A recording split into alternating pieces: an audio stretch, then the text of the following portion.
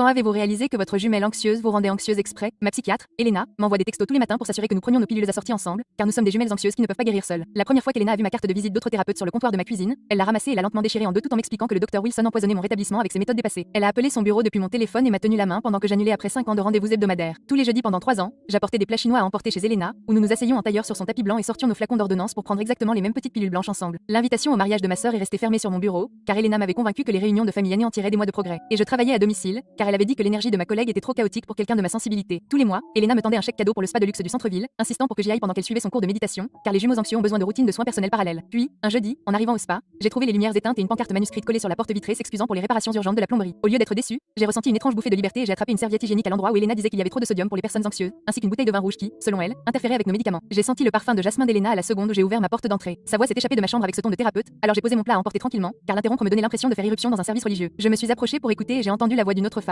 La porte de ma chambre était entrouverte et l'ombre d'Elena se déplaçait sur mon mur. Quelque chose dans le son formel de sa voix ou dans sa façon de parler, comme si elle faisait une présentation, m'a donné l'impression que je devais attendre pour m'annoncer. Je me suis collée contre le mur du couloir et j'ai regardé par la fente près de la charnière de la porte, essayant de comprendre pourquoi elle prenait un appel professionnel depuis ma chambre alors qu'elle était censée méditer. Elle était agenouillée sur mon tapis avec mes flacons de médicaments disposés en une ligne parfaite, ouvrant soigneusement les gélules de mon flacon d'ordonnance et remplaçant le médicament à l'intérieur par de la poudre blanche avant de les refermer pendant que mon vrai médicament disparaissait dans un sac à main. Son téléphone était sur haut-parleur et j'entendais son amie Nathalie gazer. Attends, tu lui donnes de fausses pilules? Bon sang, Elena. La voix d'Elena était chaleureuse et patiente. C'est la personne la plus fragile que j'ai jamais rencontrée, et sans moi, elle s'effondrerait complètement. La voix de Nathalie était plus aiguë. Mais c'est tellement dégueulasse. Pourquoi ne pas lui donner simplement le vrai médicament? Elena s'est moquée, parce que de vrais médicaments la guériraient, et elle n'aurait plus besoin de moi. Et croyez-moi, elle a besoin d'avoir besoin de moi autant que j'ai besoin d'être nécessaire. Elena a ri doucement. Elle ne peut littéralement pas prendre une pilule sans mon texto d'autorisation. Et la semaine dernière, elle m'a dit qu'elle mourrait sans moi. Sa voix est devenue mielleuse. Elle est probablement au spa en ce moment même, en train de penser à la chance qu'elle a de m'avoir, et elle a raison, car personne d'autre ne l'aimerait comme je l'aime. Nathalie avait l'air perturbée. Combien de temps vas-tu continuer comme ça? La réponse d'Elena fut immédiate et confiante. Pour toujours, évidemment, parce que je me suis érigée au centre de tout son univers, et c'est exactement là que je veux être. J'ai poussé la porte et tout le corps d'Elena s'est raidi. Son visage a immédiatement pris cette expression inquiète de thérapeute que je connaissais si bien. Ma chérie, tu es censée être au spa. Est-ce que ça va? Elle s'est levée lentement, tendant la main vers moi comme si j'étais un animal effrayé. Ma voix tremblait. Depuis combien de temps me donnes-tu de fausses pilules? Ses yeux se sont adoucis d'une fausse sympathie. Oh, chérie, tu as entendu ça? Tu ne comprends pas le contexte. C'est un traitement révolutionnaire où la croyance dans les médicaments est le véritable médicament. Mes lèvres tremblent. Est-ce que tu as de l'anxiété ou c'était un mensonge aussi? Elle s'est approchée, sa voix dégoulinant de condescendance. J'ai une autre sorte d'anxiété à propos de ta sécurité. Des larmes coulaient sur mes joues tandis que je hurlais. Tu as détruit ma vie. Tu m'as éloigné de tous ceux qui auraient pu me retenir. Elle a répondu calmement. Je t'ai protégé des gens qui t'auraient fait du mal. Elle a doucement touché mon bras et sa prise s'est légèrement resserrée. Où irais-tu sans moi? Tu ne peux pas fonctionner sans ma permission. Ta famille pense que tu es trop fragile pour gérer quoi que ce soit. Elle a souri de ce sourire chaleureux en qui j'avais confiance. Tu as besoin de moi pour survivre et j'ai besoin que tu aies besoin de moi. Arrête de mordre ce que nous savons être amour. Le plus cool, c'est qu'elle avait raison. J'étais devenue exactement ce qu'elle avait conçu. Quelqu'un qui ne pouvait pas avaler une pilule sans permission, qui avait des crises de panique qu'elle pouvait déclencher sur commande, qui avait coupé tous les ponts avec quiconque aurait pu réellement m'aider. Elle m'avait creusé un creux et était montée à l'intérieur. Et même en sachant ce qu'elle était, j'avais toujours l'impression que je ne pouvais pas la laisser partir. J'ai lutté contre mon instinct et je lui ai dit de foutre le camp de chez moi. Après son départ, j'ai trouvé son flacon d'ordonnance dans son sac à main de marque qu'elle avait oublié sur le comptoir de ma cuisine. J'ai vidé toutes ces vraies pilules contre l'anxiété dans ma main et je les ai remplacées par les fausses gélules qu'elle m'avait si affectueusement préparées.